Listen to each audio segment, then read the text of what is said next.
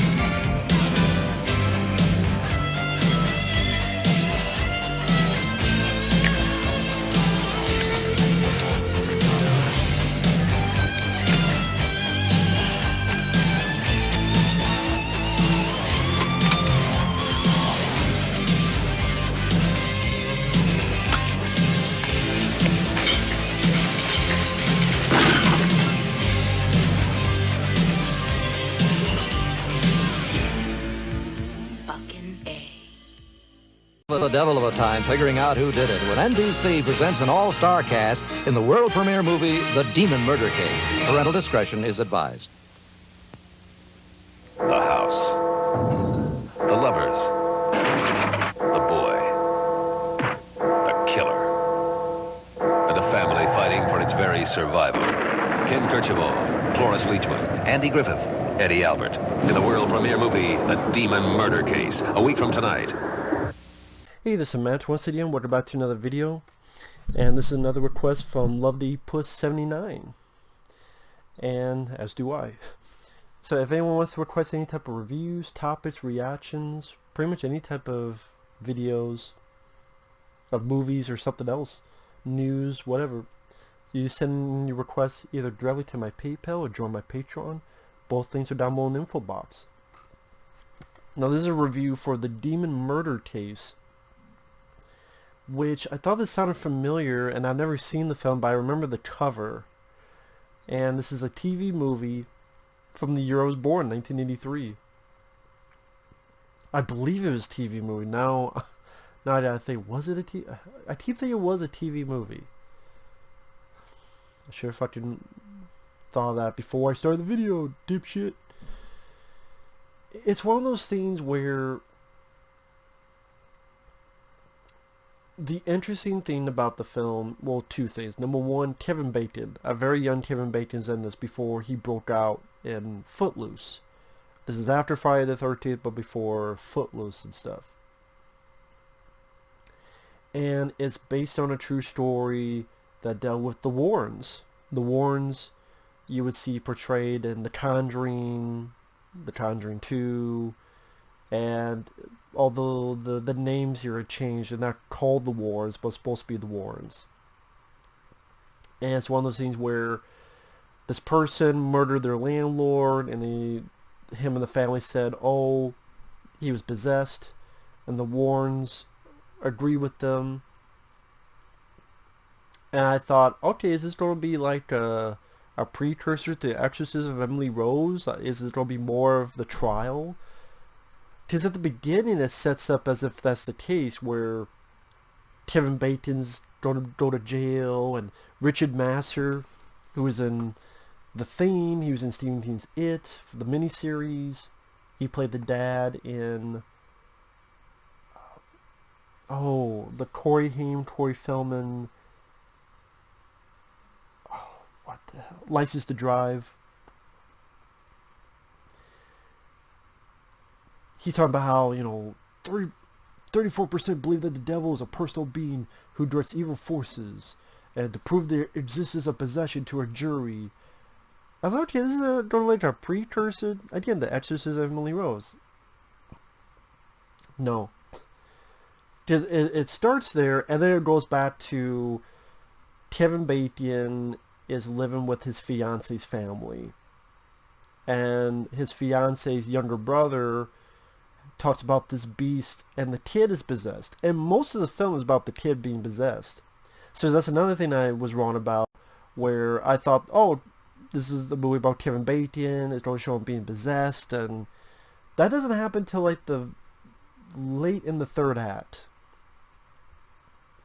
Which that was disappointing, because I thought, okay, I'd get to see Kevin Bacon, acting performance, going through the ups and downs of being possessed, and you don't really get a whole lot of that, which is too bad. I did, for the most part, it's this kid being possessed. And so they get the help of the Warrens. They're not called the Warrens in this, though. And one of them's played by Andy Griffith. I'm like, is that who holy shit, that's Andy Griffith.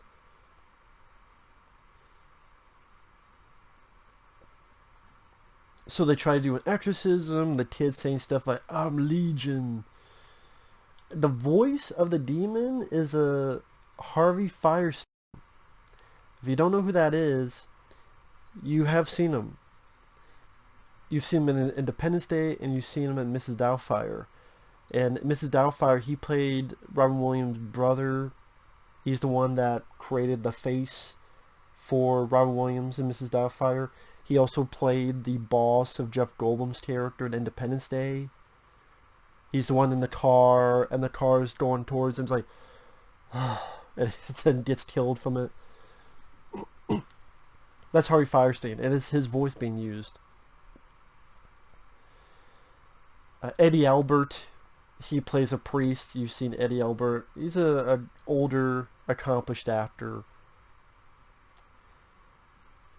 The movie as a whole, I wouldn't say I was a big fan of. I don't know if I would say I hated it. It was at least of interest just to see some of these actors in this kind of film.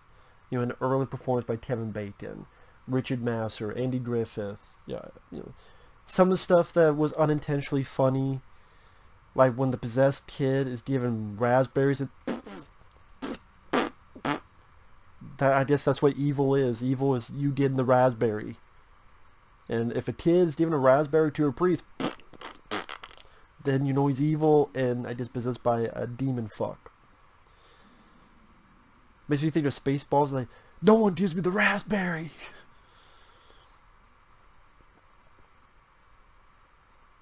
And the reason Kevin Bacon gets possessed is he gets to a point where the kid tries to stab him with a knife. He's like, why you come out of him and why you take me on? And he's been warned not to do that before, but Kevin Bacon doesn't listen and he does it. And so when you get forward to the third act, Kevin Bacon, there's a point he falls from a tree because he's cutting stuff down. It was a bit confusing at first because he falls from a tree, then the next shot you see a truck driving, and I'm like, what the fuck happened? And then he mentioned, oh yeah, I fell from a tree and I think this thing tried to kill me. Then he's getting a little bit possessed. And I guess because it possessed Kevin Bacon, it decides to act differently. Because when it's in Kevin Bacon's body, it's never... I don't remember ever hearing the Harvey Firestein, that kind of voice. When he was possessed to him, he's just sort of out of it and more paranoid. Where he sees the landlord, and the landlord's acting like a dick. Is acting a bit like a creep. Because he keeps touching Kevin Bacon's fiancée, touching her, kissing her on the head. Ultimately, the two get into a fight and a struggle. He stabs the guy, runs off. He gives himself up to the cops. And then you have the trial. And it's not even a trial, it's just 30 seconds of, this is horse shit. You go to jail. And then I guess it gets out of him and is gone back to the place because the last shot is Kevin Bacon's in jail. Then cuts to now the demon's at the house and I just threw shit at a door. And the mom of the family. And then it ends. I think this was a TV movie. At least it had the production value of a TV movie. And it just... Number one, I'm not sure about the Warrens. A lot a big part of me thinks the Warrens is just full of shit. I do. I think a lot of the Warrens have been full of shit. And maybe because I want to believe, but it's hard for me to believe in something that I haven't seen. Even though I want to believe, but just... They didn't make characters for fun movies like The Conjuring, but just... I don't know if I really believe them in a real world status. And I had to look up some info about the real case. The real person that Kevin Bacon played, his name was Arn Cheyenne Johnson. Served 5 years of a 10-year manslaughter sentence. Went on to marry the same woman he was with when the murder occurred. So apparently they did marry after 5 years in prison.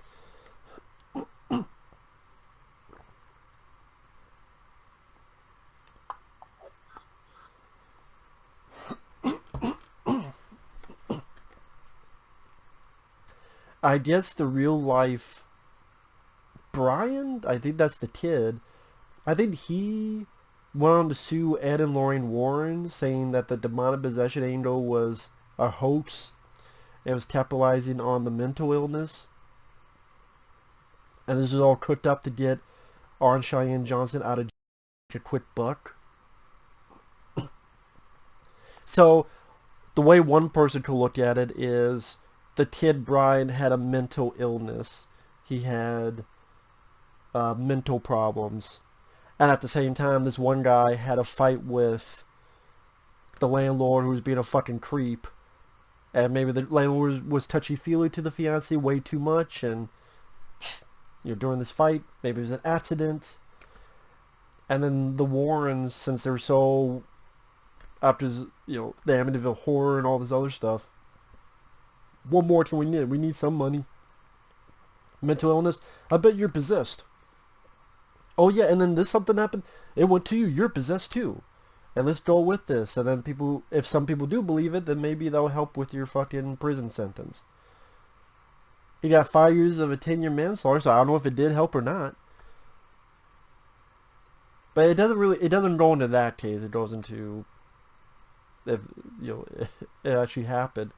It's just because of its low production value, because there's really nothing that made it creepy or scary to me.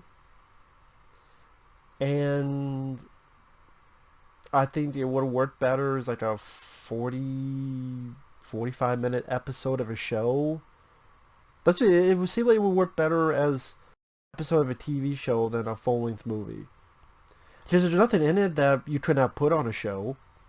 There's nothing graphic, not language, not violence, not... So that, yeah, I do think it was a TV movie. I don't know why I forgot about that.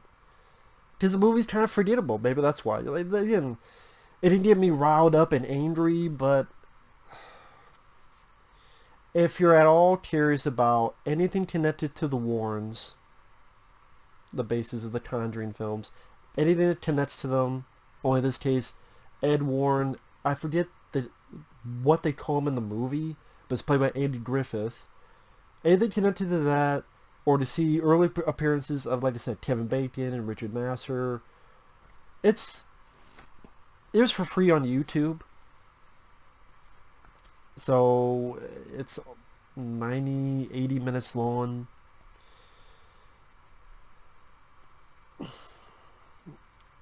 Again, at times it was unintentionally funny, like the raspberry scene. Is that supposed to be scary? Is that supposed to be creepy? I can't say I was much a fan of the movie, though. Just for some reason, it didn't make me mad. It's just one of those... Kevin Bacon. Andy Griffith. I mean... Since it's based on a true story, I was curious to see where this would lead to. Supposedly, this is how it happened. Yeah, and I've seen fucking Elvis. Right, he lives next door. No, I don't believe this really happened. I don't. Again, what I said before, I think is what really happened. I think he did. Maybe, but, again, I want to believe in the supernatural. I've just never experienced it, and I would only truly believe it if I experienced it. So I've never as Fox Mulder would say, I want to believe, but the direction, pedestrian. Again, really nothing to say. There's nothing with camera angles or edits or camera movements that really popped out at me. Maybe the one bit is there's a part where the kid's like in his rocking chair, which they repeat for the end credits of the film. Like the way that's angled, I didn't mind that. I actually would have been curious to see more of this court case of trying to prove that this whole demon thing was real, but I did. Apparently in real life, of course, it lasted 30 seconds, so they couldn't do that with the movie.